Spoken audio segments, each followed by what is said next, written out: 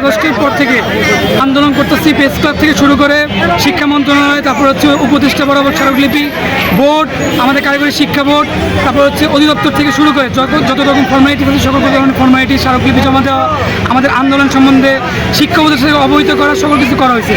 কিন্তু তারপরও কালক্ষেপণ করে আমাদের আন্দোলনকে যত রাজপথে যেমন জনদুর্ভোগ সৃষ্টি করা হয়, তারা প্রশাসনের জন্য স্পষ্টভাবে তারা দায়ী করতেছে আমাদের। কিন্তু আমরা বলতে চাই যে 8 মাসে যে আমরা ফর্মালিটিসগুলো করলাম, ফর্মালিটিস থেকে আমরা কোনো ফলাফল পাই নাই।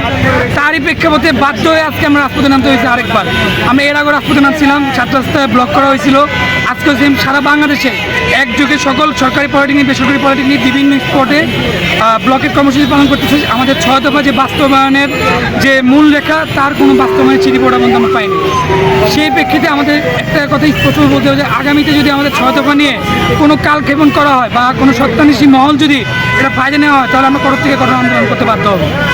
আর একটা কথা বলতে চাই, আমাদের পরবর্তীতে কারিগরি ছাত্র আন্দোলন বাংলাদেশ থেকে পরবর্তী দিক নির্দেশনের মাধ্যমে কর্মসূচি বলে দেওয়া হবে, সেই অনুযায়ী আমরা কর্মসূচিগুলো পালন করব।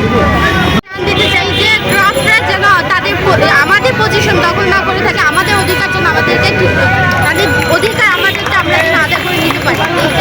আর যদি তারা তাদের ওই আমাদের জায়গা অবৈধভাবে দখল করা থেকে না হটে, তাহলে আমরা এর থেকেও গুরুতরভাবে রাজপথে নামবো।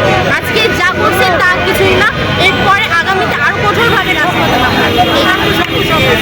দাবি ছিল, সেই দাবিটা আমরা সেই দাবির জন্য যে স্মারকলিপিগুলো আছে সেগুলো আমরা বিটিভিতে জমা দিচ্ছি, শিক্ষা বোর্ডে জমা দিচ্ছি, কিন্তু তারা আমাদের কোনো সেভাবে সমাধান দিতে পারেনি এখনো।